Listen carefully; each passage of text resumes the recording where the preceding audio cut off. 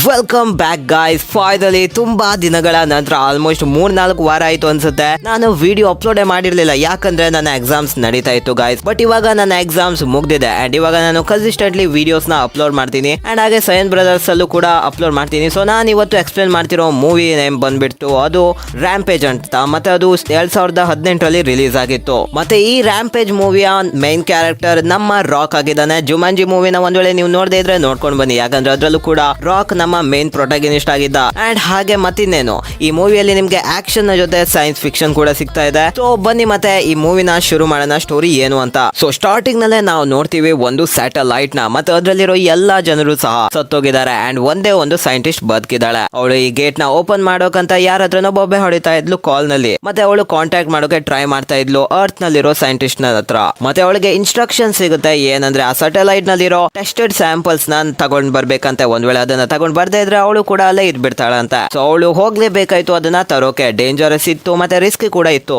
ಮತ್ತೆ ಹಾಗೆ ಅವಳು ಈ ಟೆಸ್ಟೆಡ್ ಸ್ಯಾಂಪಲ್ಸ್ ನ ತೆಗಿಯೋಕೆ ಹೋಗ್ತಾಳೆ. ಅಲ್ಲಿಗೆ ವಾರ್ನಿಂಗ್ ಸೈರನ್ ಸ್ಟಾರ್ಟ್ ಆಗುತ್ತೆ. ಸೊ ಈಗ ಅವಳು ಸ್ಯಾಟಲೈಟ್ ನ ಹೊರಗೆ ಹೋಗ್ಲೇಬೇಕಾಗುತ್ತೆ. ಹೀಗಾಗಿ ಅವಳು ಒಂದು ಕಂಟೈನರ್ ನಲ್ಲಿ 3 ಟೆಸ್ಟ್ ಸ್ಯಾಂಪಲ್ಸ್ ನ ತಗೊಂತಾಳೆ. ಮತ್ತೆ ಹಾಗೆ ಅವಳು ಕಾಂಟ್ಯಾಕ್ಟ್ ಮಾಡೋಕೆ ಟ್ರೈ ಮಾಡ್ತಾಳೆ ಅಂಡ್ ಗೇಟ್ ಓಪನ್ ಮಾಡೋಕೆ ಹೇಳ್ತಾಳೆ.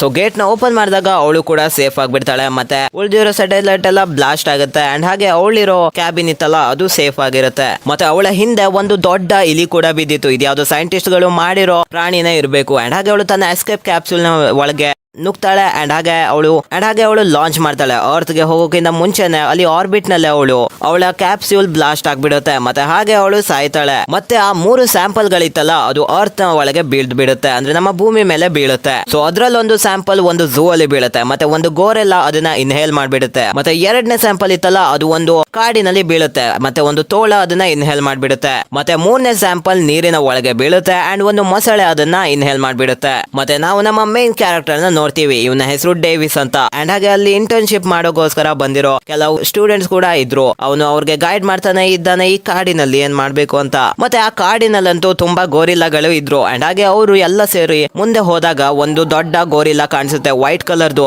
ಅದನ್ನ ನಾವು ಆಲ್ಬೈನೋ ಗೋರಿಲ್ಲಾ ಅಂತ ಹೇಳ್ತೀವಿ. ಆದ್ರೆ ಈ ಗೋರಿಲ್ಲಾ ಅವ್ರಿಗೆ ಏನು ಮಾಡಲ್ಲ, ಯಾಕಂದ್ರೆ ಇದು ಒಂದು ತುಂಬಾನೇ ರೇರ್ ಪ್ರಜಾತಿ, ಮತ್ತೆ ಬರೀ ಒಂದೇ ಇರೋದು ಪೂರ್ತಿ ಜಗತ್ತಿನಲ್ಲಿ. ಸೊ ಇದು ತುಂಬಾ ಇಂಟೆಲಿಜೆಂಟ್ ಕೂಡ ಆಗಿದೆ. ಮತ್ತೆ ಈ ಗೋರಿಲ್ಲಾ ಮಾತಾಡೋ ಸ್ಟೈಲ್ ಏನಂದ್ರೆ ಸನ್ನೆ ಮಾಡಿ ಹೇಳುತ್ತೆ ಅದು.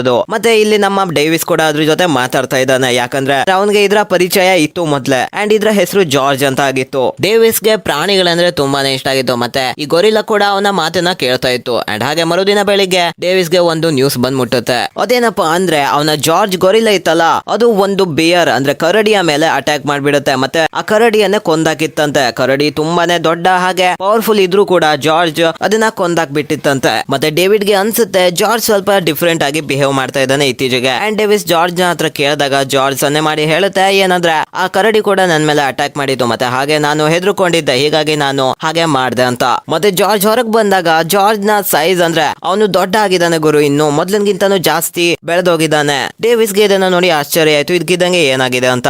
ಮತ್ತೆ ಯಾವಾಗ ಡೇವಿಸ್ ಫಾರೆಸ್ಟ್ ಗೆ ಹೋಗಿರ್ತಾನೋ ಆಗ ಅವನಿಗೆ ಒಂದು ಕ್ಯಾಪ್ಸೂಲ್ ಸಿಗುತ್ತೆ. ಅವನು ಮತ್ತೆ ಅವನ ಟೀಮ್ ಗೆ ಇದು ಏನು ಅಂತ ಅರ್ಥ ಆಗಿರಲ್ಲ. ಹೀಗಾಗಿ ಡೇವಿಸ್ ಒಂದ್ ಕಡೆ ಹೋಗ್ತಾನೆ ಆ ಕ್ಯಾಪ್ಸೂಲ್ ನ ತಗೊಂಡು ಅದ್ರ ಮೇಲೆ ಇನ್ವೆಸ್ಟಿಗೇಷನ್ ನ ಮಾಡೋಕೆ. ಮತ್ತೆ ಹಾಗೆ ಅಲ್ಲಿಗೆ ಸೀನ್ ಬಂದ್ಬಿಟ್ಟಿದೆ ಚಿಕಾಗೋಗೆ. ನಾವು ನೋಡ್ತೀವಿ ಕ್ಲಾರ್ಕ್ ಅಂಡ್ ಬ್ರೆಡ್ ನ. ಅವರಿಬ್ರು ಒಂದು ಎನರ್ಜಿ ಇಂಡಸ್ಟ್ರಿಯನ್ನ ನಡೆಸ್ತಾ ಇದ್ರು. ಅಂದ್ರೆ ಈ ಇಂಡಸ್ಟ್ರಿ ಜೆನೆಟಿಕ್ ಮ್ಯಾನಿಪುಲೇಷನ್ ಮತ್ತೆ ಹಾಗೆ ಅಡಿಷನ್ ನ ಮೇಲೆ ಕೆಲಸ ಮಾಡ್ತಿತ್ತು. ಒಂಥರ DNA ನ ಬದಲಾಯಿಸೋದು ಅಂಡ್ ಹಾಗೆ ಒಂದು ಹೊಸ ಜೀವಿಗೆ ಜನ್ಮ ನೀಡೋದು ಅಥವಾ ಅದೇ ಒಂದು ಜೀವಿಯ ಫ್ಯೂಷನ್ ನ ಕ್ರಿಯೇಟ್ ಮಾಡೋದು, ಒಂಥರ ಅದೇ ರೀತಿ ಅನ್ಕೊಳ್ಳಿ. ಸೊ ಹೀಗೆ ಅವರು ಒಂದು ಹೊಸ ಎಕ್ಸ್ಪೆರಿಮೆಂಟ್ ನ ಮೇಲೆ ಕೆಲಸ ಮಾಡ್ತಿದ್ರು. ಬ್ರೆಡ್ ಹೇಳ್ತಾ ಇರ್ತಾಳೆ ಏನಂದ್ರೆ ನಾವೇನು ಸ್ಯಾಂಪಲ್ ಗಳನ್ನ ತಯಾರಿ ಮಾಡಿದ್ವಲ್ಲ ಅವು ಬ್ಲಾಸ್ಟ್ ಕೂಡ ಆಗಲ್ಲ ಅಂಡ್ ಹಾಗೆ ಡ್ಯಾಮೇಜ್ ಕೂಡ ಆಗಲ್ಲ, ಆದ್ರೆ ನಾವು ಅವುಗಳನ್ನ ಹುಡುಕ್ಲೇಬೇಕಾಗತ್ತೆ ಅಂತ. ಓ ಸೊ ಗಾಯ್ಸ್, ಹಿಂದೆ ತೋರಿಸಿರೋ ಆ ಕ್ಯಾಪ್ಸೂಲ್ ಮತ್ತೆ ಸ್ಯಾಂಪಲ್ ಟೆಸ್ಟ್ ಇತ್ತಲ್ಲ ಅವೆಲ್ಲವನ್ನು ಸಹ ಇವರೇ ಕ್ರಿಯೇಟ್ ಮಾಡಿದ್ದು, ಇವರ ಇಂಡಸ್ಟ್ರಿನೇ ತಯಾರಿ ಮಾಡಿದ್ದು ಅನ್ಸುತ್ತೆ. ಮತ್ತೆ ನಾವಿಲ್ಲಿ ನೋಡ್ತೀವಿ ಡಾಕ್ಟರ್ ಕೇಟ್ಸ್ ಅನ್ನ. ಅವಳು ನ್ಯೂಸ್ ನಲ್ಲಿ ನೋಡ್ತಾ ಇದ್ಲು ಏನಂದ್ರೆ ನಿನ್ನೆ ಅಷ್ಟೇ ಏನೋ ಭೂಮಿ ಮೇಲೆ ಜೋರಾಗಿ ಬಿದ್ದಿತ್ತಂತೆ, ಯಾವ್ದೋ ಆಸ್ಟ್ರಾಯ್ಡ್ ಆಗಿರ್ಬೋದು ಅಥವಾ ಮಿಟಿಯೋರೈಡ್ ನ ಪೀಸ್ ಆಗಿರ್ಬೋದು ಅಂತ ನ್ಯೂಸ್ ನಲ್ಲಿ ರೂಮರ್ಸ್ ಹರಡ್ತಾ ಇತ್ತು. ಮತ್ತೆ ಆ ನ್ಯೂಸ್ ನವರು ಹೇಳ್ತಾ ಇದ್ರು ಏನಂದ್ರೆ ಅದು ಬಿದ್ದಿದ್ದು ಒಂದು ಝೋನ್ ಅಲ್ಲಿ ಆಗಿತ್ತಂತೆ. ಅಂಡ್ ಹಾಗೆ ಅಲ್ಲಿ ಝೋನ್ ಅಲ್ಲಿ ಒಂದು ಗೊರಿಲ್ಲಾ ಕೂಡ ಕಳೆದೋಗಿದೆಯಂತೆ. ಇದನ್ನ ತಿಳಿದ ತಕ್ಷಣ ಡಾಕ್ಟರ್ ಕೀತ್ ಆ ಝೂನ್ ಅವ್ರಿಗೆ ಕಾಂಟ್ಯಾಕ್ಟ್ ಮಾಡೋಕೆ ಟ್ರೈ ಮಾಡ್ತಾಳೆ. ಮತ್ತೆ ಆ ಝೂ ಯಾರ್ದಾಗಿತ್ತು ಅಂತ ನಿಮ್ಗೆ ಗೊತ್ತಿದೆ. ಅಫ್ ಕೋರ್ಸ್ ನಮ್ಮ ಡೇವಿಸ್ ಮತ್ತೆ ಅವನ ಮೆಂಬರ್ಸ್ ಅದನ್ನ ನೋಡ್ಕೊಳ್ಳೋದಾಗಿತ್ತು ಆ ಝೂನ. ಹಾಗೆ ಡಾಕ್ಟರ್ ಕೀಟ್ ಇವ್ರ ಹತ್ರ ಹೇಳ್ತಾಳೆ ಏನಂದ್ರೆ ಕ್ಯಾಪ್ಸೂಲ್ ಇದೆಯಲ್ಲ ಅಂದ್ರೆ ಸ್ಯಾಂಪಲ್ ಅದನ್ನ ಇನ್ವೆಂಟ್ ಮಾಡಿದ್ದು ಇವ್ರೆ ಅಂತೆ. ಮತ್ತೆ ಅವಳು ಕೆಲಸ ಮಾಡೋದು ಎನರ್ಜಿ ಇಂಡಸ್ಟ್ರಿಯಲ್ಲೇ. ಮತ್ತೆ ನಾವು ಪ್ರಾಣಿಗಳ ಮೇಲೆ ಈ ರೀತಿ ಎಕ್ಸ್ಪೆರಿಮೆಂಟ್ ನ ಮಾಡ್ತೀವಿ ಅಂಡ್ ಹಾಗೆ ಜೆನೆಟಿಕ್ ಮರ್ಜ್ ಎಲ್ಲ ಮಾಡೋ ಕೆಲಸ ಮಾಡ್ತಿರ್ತೀವಿ ಅಂತ. ಆದ್ರೆ ಡೇವಿಸ್ ಅವಳನ್ನ ಇಗ್ನೋರ್ ಮಾಡ್ತಾನೆ ಅಂಡ್ ಇಲ್ಲಿಂದ ಹೋಗೋಕೆ ಹೇಳ್ತಾನೆ. ಮತ್ತೆ ನಾವು ನೋಡ್ತೀವಿ ಆ ಗೊರಿಲಾನ ಡೇವಿಸ್ ಇಟ್ಕೊಂಡಿದ್ದಾಗಿತ್ತು. ಡಾಕ್ಟರ್ ಕೀಟ್ ಅವನಿಗೆ ಎಕ್ಸ್ಪ್ಲೇನ್ ಮಾಡೋಕೆ ಟ್ರೈ ಮಾಡ್ತಾರಲ್ಲ ಏನಂದ್ರೆ ನಿನ್ನ ಗೊರಿಲಾ ಇನ್ನೂ ದೊಡ್ಡ ಆಗುತ್ತೆ ಅಂಡ್ ಹಾಗೆ ಅದಕ್ಕೆ ಕೋಪನು ಬರ್ತಿದೆ ತಾನೆ ಇತ್ತೀಚೆಗೆ. ಮತ್ತೆ ಇನ್ನೊಂದೇನಂದ್ರೆ ಇದು ತುಂಬಾ ಡೇಂಜರಸ್ ಆಗಿದೆ. ಅವನು ನಾವು ಮಾಡಿರೋ ಕ್ಯಾಪ್ಸೂಲ್ ನ ಇನ್ಹೇಲ್ ಮಾಡಿರ್ಬೇಕು. ಹೀಗಾಗಿ ಅವನಲ್ಲಿ ಈ ರೀತಿಯ ಬದಲಾವಣೆಗಳು ನೀನು ನೋಡ್ತಾ ಇದೀಯ ಅಂತ. ಮತ್ತೆ ಡೇವಿಸ್ಗೂ ಕೂಡ ಆಶ್ಚರ್ಯ ಆಗುತ್ತೆ ಅಂಡ್ ಹೇಳ್ತಾನೆ ನಾವು ಹಿಂದಿನ ರಾತ್ರಿ ಚೆಕ್ ಮಾಡಿದಾಗ ಜಾರ್ಜ್ ಬರೀ 7 ಫೂಟ್ ನಲ್ಲಿದ್ದ. ಮತ್ತೆ ಇವಾಗ ನೋಡಿದ್ರೆ ಅವನಂತೂ ಇವಾಗ 11ರಿಂದ 12 ಫೂಟ್ ನಷ್ಟು ದೊಡ್ಡ ಆಗಿದ್ದಾನೆ. ಕೀಟ್ ಅವನಿಗೆ ಎಕ್ಸ್ಪ್ಲೇನ್ ಮಾಡ್ತಾಳೆ ಏನಂದ್ರೆ ಅವಳು ಕ್ರಿಸ್ಪರ್ ಟೆಕ್ನಾಲಜಿ ಮೇಲೆ ಕೆಲಸ ಮಾಡ್ತಿದ್ಲಂತೆ. ಇದನ್ನ ನೀವು ಜೆನೆಟಿಕ್ ಅಡಿಷನ್ ಅಂತಾನು ಹೇಳ್ಬಹುದು. ಮತ್ತೆ ಅವಳು ಕ್ಲೇರ್ ನ ಜೊತೆನೂ ಕೂಡ ಕೆಲಸ ಮಾಡ್ತಾ ಇದ್ಲಂತೆ. ಅಂಡ್ ಅವರೆಲ್ಲ ಸೇರ್ಕೊಂಡು ಒಂದು ಶಾರ್ಕ್, ಬ್ಲೂ ವೆಲ್, ರೈನೋಸಾರಸ್ ಮತ್ತೆ ಹಾಗೆ ಒಂದು ಬಾವಲಿಯ ಸ್ಯಾಂಪಲ್ ನ ಯೂಸ್ ಮಾಡಿ ಕ್ಯಾಪ್ಸೂಲ್ಸ್ ನ ಕ್ರಿಯೇಟ್ ಮಾಡಿದ್ರಂತೆ. ಮತ್ತೆ ಆ ಕ್ಯಾಪ್ಸೂಲ್ ನ ನಿಮ್ಮ ಜಾರ್ಜ್ ಇನ್ಹೇಲ್ ಮಾಡ್ಕೊಂಡ್ ಬಿಟ್ಟಿದ್ದ. ಹೀಗಾಗಿ ಜಾರ್ಜ್ ಅಲ್ಲಿ ಇಷ್ಟೆಲ್ಲ ಬದಲಾವಣೆಗಳು ಬರ್ತಾ ಇದೆ. ಒಂದೇ ಸಲಕ್ಕೆ ಸ್ಪೀಡ್, ಕೋಪ, ಸ್ಟ್ರೆಂತ್, ಸೈಜ್ ಎಲ್ಲವೂ ಸಹ ಬೆಳೀತಾ ಇದೆ. ಮತ್ತೆ ಅದೇ ಟೈಮ್ ನಲ್ಲಿ ಜಾರ್ಜ್ ಅಂತೂ ಈ ಫ್ರೀಸನ್ ನನ್ನೇ ಹೊಡೆದ್ ಬಿಟ್ಟ ಅಂಡ್ ಹಾಗೆ ಅವನು ಹೊರಗಡೆ ಹೋಗ್ತಾನೆ ಸೀದಾ ಮೇನ್ ರೋಡ್ ಗೆ. ಅಲ್ಲಂತೂ ತುಂಬಾ ಗಲಭೆನೆ ಎದ್ದೇಳ್ಬಿಡುತ್ತೆ. ಡೇವಿಸ್ ಜಾರ್ಜ್ ನ ತಡೆಯೋಗೋಸ್ಕರ ಸನ್ನೆ ಮಾಡ್ತಾ ಇದ್ದಾನೆ. ಆದ್ರೂ ಕೂಡ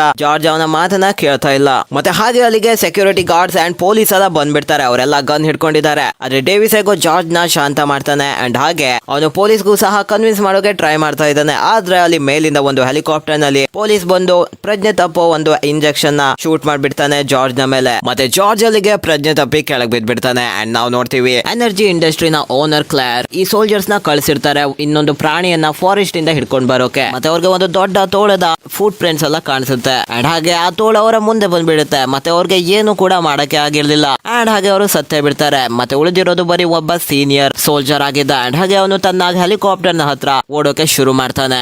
ಆದ್ರೆ ಈ ತೋಳ ಅಂತೂ ಯಾವ ರೇಂಜ್ ಗೆ ಜಂಪ್ ಆಯ್ತು ಅಂದ್ರೆ ಈ ಚಾಪರೇ ಹೊಡೆದೋಯ್ತು ಮತ್ತೆ ಕೆಳಗೆ ಬಿದ್ಬಿಡ್ತು ಅಂಡ್ ಹಾಗೆ ಬ್ಲಾಸ್ಟ್ ಆಗೋಯ್ತು. ಸೊ ನಾವ್ ಅನ್ಕೊಳ್ಬಹುದು ಅವರಿಬ್ರು ಸತ್ತೇ ಹೋದ್ರು ಅಂತ, ಡ್ರೈವರ್ ಮತ್ತೆ ಸೀನಿಯರ್ ಸೋಲ್ಜರ್. ಆದ್ರೆ ವೇಟ್, ಸೀನಿಯರ್ ಸೋಲ್ಜರ್ ಅಂತೂ ಬದ್ಕೊಂಡಿದ್ದ. ಬಟ್ ಅವನ ಹಿಂದೆ ಈ ತೋಳೆ ಬಂದು ಅವನನ್ನ ತಿನ್ಬಿಡುತ್ತೆ. ಇದನ್ನ ಲೈವ್ ಅಲ್ಲಿ ನೋಡ್ತಾ ಇದ್ರು ಕ್ಲಾರ್ ಮತ್ತೆ ಬ್ರೆಡ್. ಸೊ ಅವ್ರಿಗೆ ಗೊತ್ತಾಗುತ್ತೆ ಏನೇನ್ ನಡೀತಾ ಇದೆ ಇಲ್ಲಿ ಅಂತ.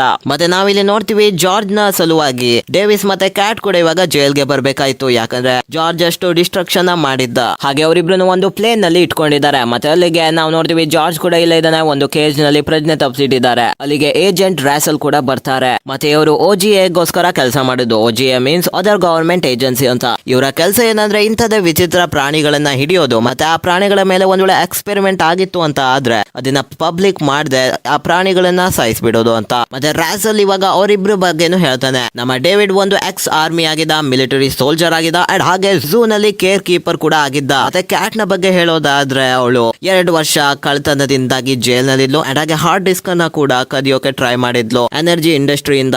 ಏಜೆಂಟ್ ಆಚೆ ಹೋದ ನಂತರ ಡೇವಿಸ್ ಕ್ಯಾಟ್ ನ ಹತ್ರ ಕೇಳ್ತಾನೆ ಜಾರ್ಜ್ ನ ಟ್ರೀಟ್ಮೆಂಟ್ ಮಾಡೋಕೆ ನಿನಗೆ ಗೊತ್ತುಂಟಾ, ಅವನನ್ನ ಹೇಗಾದ್ರೂ ಮಾಡಿ ಸರಿ ಮಾಡು ಅಂತ. ಅಂಡ್ ಹಾಗೆ ನಾವೇನ್ ನೋಡ್ತೀವಿ ಕ್ಲೇರ್ ಮತ್ತೆ ಬ್ರೆಡ್ ಅವರು ಹೇಳ್ಕೊಳ್ತಾ ಇದ್ದಾರೆ ನಮ್ಮ ಪ್ಲಾನ್ ಅಂತೂ ಫೇಲ್ ಆಗಿದೆ. ಇವಾಗ ನಾವು ಆ ಪ್ರಾಣಿಗಳನ್ನ ಹೇಗಾದ್ರೂ ತರಲೇಬೇಕು ಬೇರೆ ಪ್ಲಾನ್ ಇಂದ ಅಂತ. ಆದ್ರೆ ಬ್ರೆಡ್ ಹೇಳ್ತಾನೆ OGA ಮತ್ತೆ FBI ಬಂದು ನಮ್ಮನ್ನ ಹಿಡ್ಕೊಂಡು ಹೋಗ್ತಾರೆ. ನನ್ಗಂತೂ ಜೈಲ್ಗೆ ಹೋಗೋಕೆ ಒಂಚೂರು ಇಷ್ಟ ಇಲ್ಲ ಅಂತ. ಆದ್ರೆ ಕ್ಲೇರ್ ಹೇಳ್ತಾಳೆ ನೀನ್ ಟೆನ್ಷನ್ ಮಾಡ್ಕೊಳ್ಬೇಡ, ನನ್ನ ಹತ್ರ ಎಲ್ಲದಕ್ಕೂ ಪ್ಲಾನ್ ಬಿ ಇದ್ದೇ ಇರುತ್ತೆ. ಯಾಕಂದ್ರೆ ಅವಳಿಗೆ ಅನ್ಸಿತ್ತು ಈ ಟೆಕ್ನಾಲಜಿ ಒಂದ್ ವೇಳೆ ಫೇಲ್ ಆಗ್ಬಿಟ್ರೆ ಅವಳು ಇನ್ನೊಂದು ಟೆಕ್ನಾಲಜಿಯಿಂದ ಅದನ್ನ ಫಿಕ್ಸ್ ಮಾಡ್ತಾಳೆ ಅಂತ. ಅಂಡ್ ನಾವಿಲ್ಲಿ ನೋಡ್ತೀವಿ ಒಂದು ರೇಡಿಯೋ ಫ್ರೀಕ್ವೆನ್ಸಿ ಹೊಂದಿರೋ ಟೆಕ್ನಾಲಜಿಯಿಂದ, ಈ ರೇಡಿಯೋ ಫ್ರೀಕ್ವೆನ್ಸಿಯಿಂದ ಪ್ರಾಣಿಗಳೇ ಇವ್ರ ಹತ್ರ ಬರುತ್ತಂತೆ. ಸೊ ಅವ್ರ ಪ್ಲಾನ್ ಏನಂದ್ರೆ ಒಂದ್ ವೇಳೆ ಆ ಜಾರ್ಜ್ ಗೊರಿಲ್ಲಾ ಇದಕ್ಕೆ ಅಟ್ರಾಕ್ಟ್ ಆಗಿ ಕಂಟ್ರೋಲ್ ಮಾಡದೆ ನಮ್ಮ ಹತ್ರ ಬರೋಕ್ ಶುರು ಮಾಡಿದ್ರೆ ಅವನು ಆ ಪ್ಲೇನ್ ಇಂದ ಕೆಳಗ್ ಬಿದ್ದು ಸಾಯ್ತಾನೆ. ಮತ್ತೆ ಒಂದ್ ವೇಳೆ ಆ ವುಲ್ಫ್ ಬರೋಕೆ ಶುರು ಮಾಡಿದ್ರೆ ಆರ್ಮಿ ಅಂತೂ ಆ ವುಲ್ಫ್ ನ ಕೊಂದೆ ಹಾಕುತ್ತೆ ಅಂತ. ಮತ್ತೆ ಹಾಗೆ ಕ್ಲೇರ್ ಈ ರೇಡಿಯೋ ಫ್ರೀಕ್ವೆನ್ಸಿಯನ್ನ ಆನ್ ಮಾಡ್ಬಿಡ್ತಾಳೆ. ಅಂಡ್ ಅದೇ ಟೈಮ್ ನಲ್ಲಿ ನಾವೇನ್ ನೋಡ್ತೀವಿ ವುಲ್ಫ್ ಕೂಡ ಸಿಟಿ ಕಡೆ ಓಡೋಕೆ ಶುರು ಮಾಡುತ್ತೆ. ಮತ್ತೆ ಹಾಗೆ ನಮ್ಮ ಜಾರ್ಜ್ ಇದನ್ನೆಲ್ಲ ಅವನು ಪ್ರಜ್ಞೆ ತಪ್ಪಿದ್ರು ಸಹ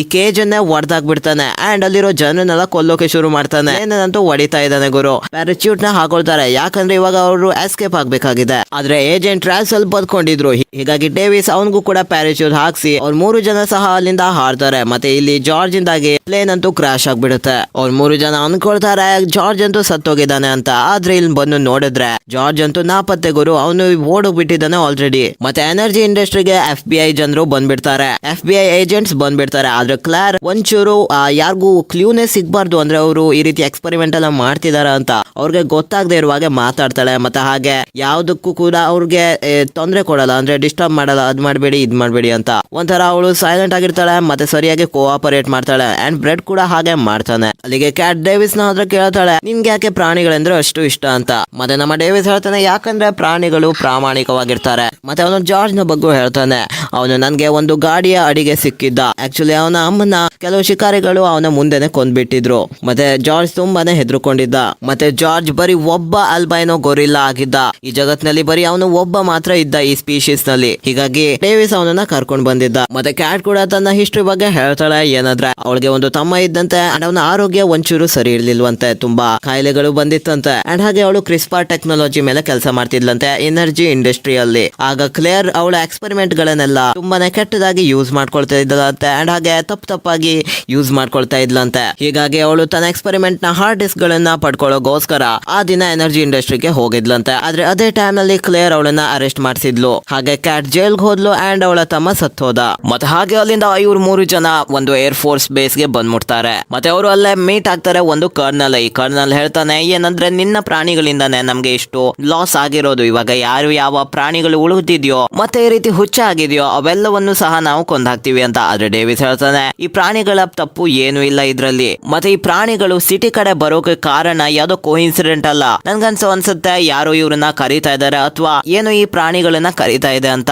ಡಾಕ್ಟರ್ ಕ್ಯಾಟ್ ಹೇಳ್ತಾಳೆ, ಏನಂದ್ರೆ ನಮ್ಮ ಎನರ್ಜಿ ಇಂಡಸ್ಟ್ರಿಯಲ್ಲಿ ನಾವು ಈ ರೀತಿ ಒಂದು ಮಷೀನ್ ನ ತಯಾರಿಸಿದ್ವಿ. ಒಂದ್ ವೇಳೆ ಈ ಪ್ರಾಣಿಗಳು ಕಳೆದು ಹೋಗ್ಬಿಟ್ರೆ ಅವರನ್ನ ರೇಡಿಯೋ ಫ್ರೀಕ್ವೆನ್ಸಿ ಮೂಲಕ ಒಂದೇ ಕಡೆಗೆ ಕರೆಸಬಹುದು ಅಂತ. ಮತ್ತೆ ಈ ಪ್ರಾಣಿಗಳ ಜೊತೆನೂ ಅದೇ ಆಗಿದೆ. ಯಾರು ಅವರನ್ನ ಕರೆಸ್ತಾ ಇದ್ದಾರೆ ರೇಡಿಯೋ ಫ್ರೀಕ್ವೆನ್ಸಿ ಮೂಲಕ. ನೀವು ಒಂದ್ ವೇಳೆ ನನ್ಗೆ ಸಮಯ ಕೊಟ್ರೆ ನಾವು ಹೇಗಾದ್ರೂ ಮಾಡಿ ಒಂದು ಆಂಟಿಡೋಟ್ ನ ಕ್ರಿಯೇಟ್ ಮಾಡ್ತೀವಿ. ಮತ್ತೆ ಆ ಪ್ರಾಣಿಗಳನ್ನ ಶಾಂತ ಮಾಡ್ತೀವಿ. ಇಲ್ದೇ ಇದ್ರೆ ನೀವು ಬರೀ ಬುಲೆಟ್ಸ್ ನ ಸುರಿಸೋದ್ರಿಂದ ಏನು ಯೂಸ್ ಇಲ್ಲ. ಬದಲಾಗಿ ಸಿಟಿಗೂ ಕೂಡ ತುಂಬಾನೇ ಪ್ರಾಬ್ಲಮ್ ಆಗುತ್ತೆ, ಜನರು ಕೂಡ ಸಾಯ್ತಾರೆ ಅಂತ. ಆದ್ರೆ ಕರ್ನಲ್ ಅವರ ಮಾತಿನ ಸ್ಟಾರ್ಟಿಂಗ್ ಅಲ್ಲಿ ಒಂಚೂರು ಕೇಳಲ್ಲ. ಸೊ ಡೇವಿಸ್ ಮತ್ತೆ ಕ್ಯಾಟ್ ಅಲ್ಲಿಂದ ಎಸ್ಕೇಪ್ ಆಗೋಕೆ ಟ್ರೈ ಮಾಡ್ತಾರೆ. ಮತ್ತೆ ಏಜೆಂಟ್ ರೆಸಲ್ ಕೂಡ ಅವರಿಗೆ ಇವಾಗ ಸಹಾಯ ಮಾಡ್ತಾನಂತೆ. ಮತ್ತೆ ನಾವು ನೋಡ್ತೀವಿ ಈ ಸಿಟಿ ಕಡೆ ವುಲ್ಫ್ ಅಂಡ್ ಗೊರಿಲ್ಲಾ ಕೂಡ ಬಂದ್ಬಿಟ್ಟಿದಾವೆ. ಆದ್ರೆ ಕರ್ನಲ್ ಆರ್ಮಿ ಮೊದ್ಲೇ ಇಲ್ಲಿ ಇತ್ತು. ಆದ್ರೂ ಕೂಡ ಈ ವುಲ್ಫ್ ಮತ್ತೆ ಗೊರಿಲ್ಲಾ ಆ ಆರ್ಮಿನ ಪುಡಿ ಮಾಡ್ಬಿಡುತ್ತೆ ಗುರು. ಅಲ್ಲಿ ಅವರ ಹೆಲಿಕಾಪ್ಟರ್ಸ್ ಮತ್ತೆ ಹಾಗೆ ಏನು ಫೈಟಿಂಗ್ ಗೋಸ್ಕರ ಇಟ್ಟಿದ್ರು ಅವೆಲ್ಲವೂ ಕೂಡ ನಾಶ ಮಾಡ್ತಾ ಇದೆ. ಹೀಗಾಗಿ ಕರ್ನಲ್ಗೆ ಗೊತ್ತಾಯ್ತು ಇದ್ಯಾವುದೋ ಸಣ್ಣ ಪುಟ್ಟ ಪ್ರಾಣಿಗಳಲ್ಲ, ಬದಲಾಗಿ ಇದಕ್ಕಂತೂ ಸ್ಪೆಷಲ್ ಬಾಂಬ್ ನ ಅವಶ್ಯಕತೆ ಇದೆ ಅಂತ. ಆದ್ರೆ ಇಲ್ಲಿರೋ ಒಬ್ಬ ಏಜೆಂಟ್ ಹೇಳ್ತಾಳೆ, ನೀವು ಆ ಸ್ಪೆಷಲ್ ಮಿಸೈಲ್ ನ ಹಾಕ್ಬೇಡಿ, ಇದರಿಂದಾಗಿ ತುಂಬಾನೇ ದೊಡ್ಡ ವಿನಾಶ ಆಗುತ್ತೆ. ಮತ್ತೆ ಪೂರ್ತಿ ಸಿಟಿನೇ ಸುಟ್ಟು ಹೋಗ್ಬಿಡುತ್ತೆ. ಇದರಿಂದಾಗಿ ಆ ಪ್ರಾಣಿಗಳಂತೂ ಸಾಯ್ತಾರೆ. ಆದ್ರೆ ನಮ್ಮ ಹತ್ರ ಏನು ಪ್ರೂಫ್ ಕೂಡ ಇರಲ್ಲ. ಅಂಡ್ ಹಾಗೆ ಆ ಸಿಟಿಯಲ್ಲಿ ಇನ್ನೂ ಕೆಲವು ಜನ ಇದ್ದಾರೆ, ಎಲ್ಲರೂ ಕೂಡ ಇನ್ನು ಅಲ್ಲಿಂದ ಇವ್ಯಾಕ್ಯುವೇಟ್ ಆಗಿಲ್ಲ ಅಂತ.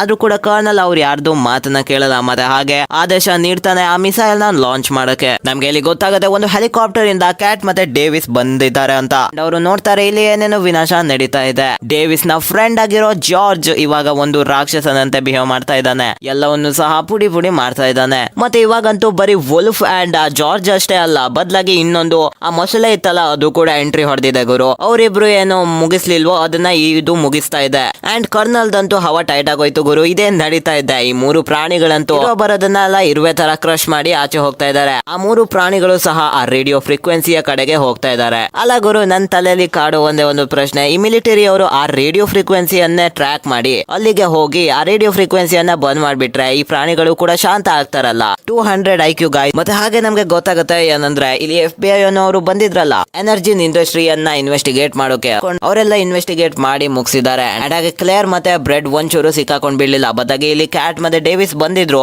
ಆ ಒಂದು ಸರ್ವರ್ ನ ಹುಡ್ಕೋಕೆ. ಅಂದ್ರೆ ಎನರ್ಜಿ ಇಂಡಸ್ಟ್ರಿ ಅವರು ಏನು ಬಚ್ಚಿಡ್ತಾ ಇದ್ರಲ್ಲ ಆ ಸರ್ವರ್ ನ ಬಗ್ಗೆ ನಮ್ಮ ಕ್ಯಾಟ್ ಗೊಂದೆ ಗೊತ್ತಿದೆ. ಯಾಕಂದ್ರೆ ಅವಳು ಕೂಡ ಇದ್ರ ಪಾರ್ಟ್ ಆಗಿಲ್ಲ ಅಂತ ನಿಮ್ಗೆ ಗೊತ್ತಿದೆ. ಮತ್ತೆ ಹಾಗೆ ಅವರು ಈ ಎನರ್ಜಿ ಇಂಡಸ್ಟ್ರಿಯ 85th ಫ್ಲೋರ್ ಗೆ ಬಂದಿರ್ತಾರೆ. ಆದ್ರೆ ಅಲ್ಲಂತೂ ಹಾರ್ಡ್ ಡಿಸ್ಕ್ಸ್ ಕೂಡ ಇಲ್ಲ. ಮತ್ತೆ ಹಾಗೆ ಆಂಟಿಡೋಟ್ ಮಾಡೋ ವಿಧಾನದ ಯಾವುದೇ ಒಂದು ಡೇಟಾ ಕೂಡ ಇಲ್ಲ. ಯಾಕಂದ್ರೆ ಅವೆಲ್ಲವನ್ನು FBI ನವರು ಎತ್ತಕೊಂಡು ಹೋಗ್ಬಿಟ್ಟಿದ್ರು. ಸೊ ಕ್ಯಾಟ್ ಇವಾಗ ಅದನ್ನ ಮತ್ತೆ ರೆಡಿ ಮಾಡ್ಬೇಕಾಗುತ್ತೆ. ಯಾಕಂದ್ರೆ ಅವಳಿಗೆ ಗೊತ್ತಿದೆ ಎನರ್ಜಿ ಇಂಡಸ್ಟ್ರಿಯಲ್ಲಿ ಅವಳು ಕೆಲಸ ಮಾಡಿ ಎಕ್ಸ್ಪೀರಿಯನ್ಸ್ಡ್ ಆಗಿದ್ದಾಳೆ. ಹೀಗಾಗಿ ಅವಳಿಗೆ ನಾಲೆಜ್ ಇದೆ ಏನೇನ್ ಮಾಡ್ಬೇಕು ಅಂತ. ಆದ್ರೆ ಇವಾಗ ಟೈಮ್ ಮೀರ್ತಾ ಬರ್ತಾ ಇದೆ. ಯಾಕಂದ್ರೆ ಈ ರೇಡಿಯೋ ಫ್ರೀಕ್ವೆನ್ಸಿ ಸ್ಟಾರ್ಟ್ ಆಗಿದೆ ಈ ಬಿಲ್ಡಿಂಗ್ ಇಂದ. ಸೊ ಎಲ್ಲ 3 ಪ್ರಾಣಿಗಳು ಕೂಡ ಈ ಬಿಲ್ಡಿಂಗ್ ನ ಮೇಲೆ ಬಂದ್ಬಿಟ್ರೆ ಇದಂತೂ ಪೂರ್ತಿ ಡಿಸ್ಟ್ರಾಯ್ ಆಗ್ಬಿಡುತ್ತೆ. ಮತ್ತೆ ಇವರಿಬ್ರು ಕೂಡ ಸತ್ತೋಗ್ಬಿಡ್ತಾರೆ ಒಂದ್ ವೇಳೆ ಟೈಮ್ ನಲ್ಲಿ ಮಾಡದೇ ಇದ್ರೆ. ಬಟ್ ವೇಟ್, ಅಷ್ಟೆಲ್ಲ ಮಾಡೋ ಅವಶ್ಯಕತೆನೇ ಇರ್ಲಿಲ್ಲ. ಯಾಕಂದ್ರೆ ಅವಳಿಗೆ ಇಲ್ಲಿ RPG ಅಲ್ಲಿ ಇಟ್ಟಿರೋ ಆ ಡೇಟಾ ಸಿಗುತ್ತೆ. ಮತ್ತೆ ಆಂಟಿಡೋಟ್ ಕೂಡ ಸಿಗುತ್ತೆ. ಇದನ್ನ ಕ್ಲೇರ್ ಮತ್ತೆ ಬ್ರೆಡ್ ಬಚ್ಚಿಟ್ಟಿದ್ರು ಅಂತ ಅನ್ಸುತ್ತೆ. ಆದ್ರೆ ಇವರಿಬ್ರು ಹೋಗೋ ಟೈಮ್ ನಲ್ಲಿ ಕ್ಲೇರ್ ಮತ್ತೆ ಬ್ರೆಡ್ ಬಂದ್ಬಿಡ್ತಾರೆ, ಗನ್ ಹಿಡ್ಕೊಂಡಿದ್ದಾರೆ. ಮತ್ತೆ ಕ್ಲೇರ್ ಆಂಟಿಡಾಟ್ಸ್ ನ ಕೊಡೋಕೆ ಹೇಳ್ತಾಳೆ. ಅಂಡ್ ಹಾಗೆ ಕ್ಯಾಟ್ ಕೊಟ್ಬಿಡ್ತಾಳೆ. ಆದ್ರೆ ಅವಳ ಹತ್ರ ಒಂದು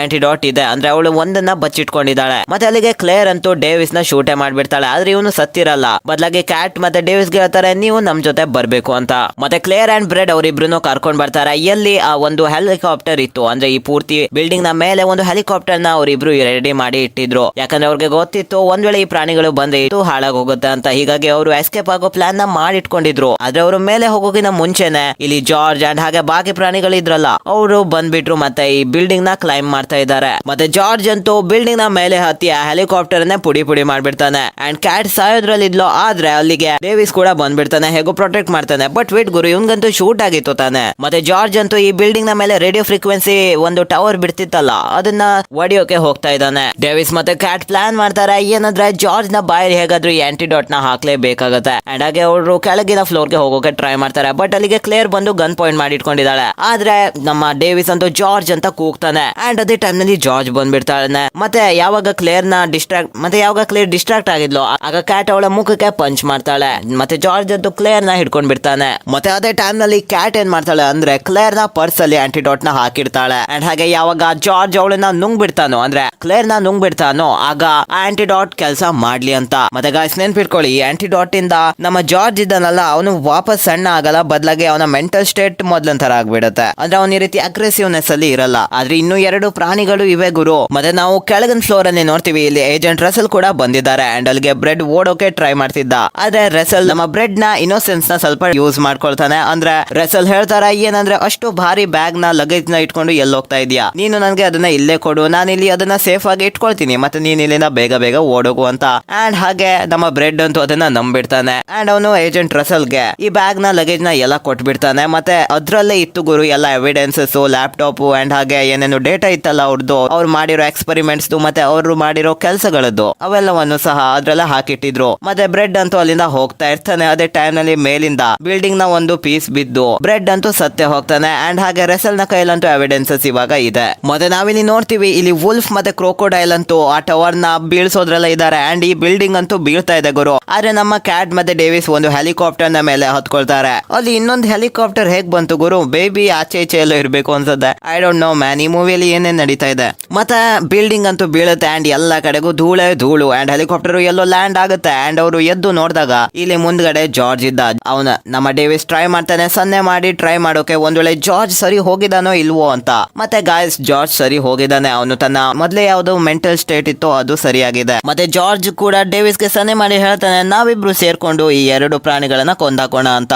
ಮತ್ತೆ ಡೇವಿಸ್ ಕ್ಯಾಟ್ ಗೆ ಹೇಳ್ತಾನೆ ನೀನು ಇಲ್ಲಿಂದ ಹೋಗ್ಬಿಡು, ನೀನು ಇವಾಗ ಇಲ್ಲಿ ಏನೇನ್ ನಡೆಯುತ್ತೋ ನನಗೂ ಗೊತ್ತಿಲ್ಲ, ಒಟ್ಟಾರೆ ನಾವಿಬ್ರು ಸೇರ್ಕೊಂಡು ಈ 2 ಪ್ರಾಣಿಗಳನ್ನ ಮುಗಿಸ್ಬಿಡ್ತೀವಿ. ಅಂಡ್ ನಿನ್ಗೆ ಸಾಧ್ಯ ಆದ್ರೆ ಸೀದಾ ಕಾರ್ನಲ್ ನ ಹತ್ರ ಹೋಗು ಮತ್ತೆ ಹೇಳು ಆ ಮಿಸೈಲ್ ನ ಲಾಂಚ್ ಮಾಡದೇ ಇರ್ಲಿ ಅಂತ. ಯಾಕಂದ್ರೆ ಗಾಯ್ಸ್ ಲಾಂಚ್ ಮಾಡೋಕೆ ತಯಾರಾಗಿದ್ರು ಆದ್ರೆ ಇನ್ನೂ ಲಾಂಚ್ ಆಗ್ಲಿಲ್ಲ. ಅಂದ್ರೆ ಯಾವ್ದೇ ಕ್ಷಣದಲ್ಲೂ ಕೂಡ ಅವರು ಲಾಂಚ್ ಮಾಡಬಹುದು. ಅದಕ್ಕೆ ಮತ್ತೆ ಇವರಿಬ್ರು ತಯಾರಾಗ್ತಾರೆ. But of course guys wolf ಮತ್ತೆ ಆ ದೊಡ್ಡ ಮೊಸಳೆ ಮುಂದೆ ನಮ್ಮ ಡೇವಿಸ್ ಅಂತೂ ಏನು ಅಲ್ಲ, ಅವನು ಒಬ್ಬ ಮನುಷ್ಯ ಅಷ್ಟೇ. ಹೀಗಾಗಿ ಅವನು ತನ್ನ ತಲೆ ಬಳಸ್ತಾನೆ. ಅವನು 2 ಪ್ರಾಣಿಗಳನ್ನ ತನ್ನ ಕಡೆ ಸೆಳ್ಕೊಳ್ತಾನೆ. ಅವನು ವುಲ್ಫ್ ಅನ್ನ ತನ್ನ ಕಡೆ ಬರುವಾಗೆ ಮಾಡ್ತಾನೆ. ಮತ್ತೆ ಅವನ ಹಿಂದೆ ಮೊಸಳೆ ಇತ್ತು. ಸೊ 2 ಕೂಡ ಕೊಲೈಡ್ ಆಯ್ತು. ಅಂಡ್ ಮೊಸಳೆ ಅಂತೂ ವುಲ್ಫ್ ನ ಮೇಲೆ ಅಟ್ಯಾಕ್ ಮಾಡ್ತಾ ಇದೆ. ಮತ್ತೆ ಆ ವುಲ್ಫ್ ಅಂತೂ ಒಂದೇ ಶಾಟ್ ಅಲ್ಲಿ ಸತ್ತೋಯ್ತು ಗುರು. ಮತ್ತೆ ಇನ್ನು ಮೊಸಳೆ ಬದುಕೊಂಡಿದೆ. ಅಂಡ್ ಆ ದೊಡ್ಡ ಮೊಸಳೆ ಮುಂದೆ ಜಾರ್ಜ್ ತುಂಬಾ ಸಣ್ಣ ಅನ್ಸ್ತಾ ಇದ್ದ. ಯಾಕಂದ್ರೆ ಜಾರ್ಜ್ ಗೆ ಸರಿಯಾಗಿ ಫೈಟ್ ಮಾಡೋಕೆ ಆಗ್ತಾ ಇರ್ಲಿಲ್ಲ. ಡೇವಿಸ್ ಕೂಡ ಟ್ರೈ ಮಾಡ್ತಾನೆ ಆ ಮೊಸಳೆ ಮೇಲೆ ಶೂಟ್ ಮಾಡೋಕೆ, ಆದ್ರೆ ಅದು ಕೂಡ ಏನು ಯೂಸ್ ಆಗಿಲ್ಲ. ಹೀಗಾಗಿ ಡೇವಿಸ್ ಹೇಳ್ತಾನೆ ಜಾರ್ಜ್ ಇಲ್ಲಿಂದ ಓಡೋಗು, ನಾನು ಇಲ್ಲಿ ಸತ್ರು ಕೂಡ ನೀನು ಬದುಕಬೇಕು ಅಂತ. ಆದ್ರೆ ಡೇವಿಸ್ ಕೂಡ ಎಲ್ಲೂ ಹೋಗಲ್ಲ ಮತ್ತೆ ಜಾರ್ಜ್ ಕೂಡ ಅಲ್ಲಿಂದ ಹೋಗಲ್ಲ. ಬದಲಾಗಿ ಅವನು ಮೊಸಳೆಗೆ ಅಟ್ಯಾಕ್ ಮಾಡ್ತಾನೆ. ಆ ಕ್ರೋಕೋಡೈಲ್ ತನ್ನ ಬಾಲವನ್ನ ಫುಲ್ ಫೋರ್ಸ್ ಇಂದ ಒಂದು ಬಿಲ್ಡಿಂಗ್ ನ ಮೇಲೆ ಎಸೆಯುತ್ತೆ. ಮತ್ತೆ ಜಾರ್ಜ್ಗೂ ಕೂಡ ತುಂಬಾನೇ ಏಟ್ ಆಗ್ತಾ ಇರುತ್ತೆ. ಈ ಸಲ ಡೇವಿಸ್ ನ ಹತ್ರ ಕೆಲವು ಬಾಂಬ್ ಇರೋ ಬೆಲ್ಟ್ ಇತ್ತು. ಇದನ್ನ ಅವನು ಸೀದಾ ಕ್ರೋಕೋಡೈಲ್ ನ ಒಂದು ಪಾರ್ಟ್ ಗೆ ಹಾಕ್ತಾನೆ. ಮತ್ತೆ ಅದು ಬ್ಲಾಸ್ಟ್ ಕೂಡ ಆಗುತ್ತೆ. ಆದ್ರೆ ಈ ಕ್ರೋಕೋಡೈಲ್ ಅಂತೂ ಸಾಯ್ತಾನೆ ಇಲ್ಲ ಗುರು, ಬದ್ಕೊಂಡೇ ಇದೆ ಇನ್ನು. ಮತ್ತೆ ಇವಾಗಂತೂ ಆ ಕ್ರೋಕೋಡೈಲ್ ಗೆ ಪೂರ್ತಿ ಡೇವಿಸ್ ನ ಮೇಲೆನೆ ಕೋಪ ಬಂದಿದೆ. ಅಂಡ್ ಅದಂತೂ ಡೇವಿಸ್ ನನ್ನೇ ಕೊಲ್ಲೋಕೆ ಟ್ರೈ ಮಾಡ್ತಾ ಇದೆ. ಮತ್ತೆ ಯಾವಾಗ ಆ ಮೊಸಳೆ ಡೇವಿಸ್ ನ ತಿನ್ನೋಕೆ ಬರ್ತಾ ಇರುತ್ತೋ ಅದೇ ಟೈಮ್ ನಲ್ಲಿ ಜಾರ್ಜ್ ಒಂದು ದೊಡ್ಡ ಕಟ್ಟಿಗೆಯ ತುಂಡನ್ನ ಹಿಡ್ಕೊಂಡ್ ಬರ್ತಾನೆ. ಮತ್ತೆ ಜಾರ್ಜ್ ಅಂತೂ ಆ ಮೊಸಳೆಯ ಕಣ್ಣಿಗೆ ಸೀದಾ ಹೊಕ್ಕಿಸ್ಬಿಡ್ತಾನೆ ಅದನ್ನ. ಅಂಡ್ ಹೋಗ್ತಾನೆ ಇದ್ದಾನೆ. ಎಷ್ಟು ನೋವಾಗ್ತಾ ಇರ್ಬೋದು ಆ ಮೊಸಳೆಗೆ. ಅಂತೂ ಫೈನಲಿ ಈ ಮೊಸಳೆ ಅಂತೂ ಸತ್ತೋಯ್ತು. ಡೇವಿಸ್ ಕೂಡ ಬದುಕದ. ಆದ್ರೆ ಗಾಯ್ಸ್ ಜಾರ್ಜ್ ಗೆ ತುಂಬಾನೇ ಪೆಟ್ಟಾಗಿತ್ತು ಅಂಡ್ ಹಾಗೆ ಇಂಜುರಿ ಆಗಿತ್ತು. ಹೀಗಾಗಿ ಜಾರ್ಜ್ ಗಂತೂ ಇವಾಗ ಬದುಕೋಕೆ ಆಗಿಲ್ಲ.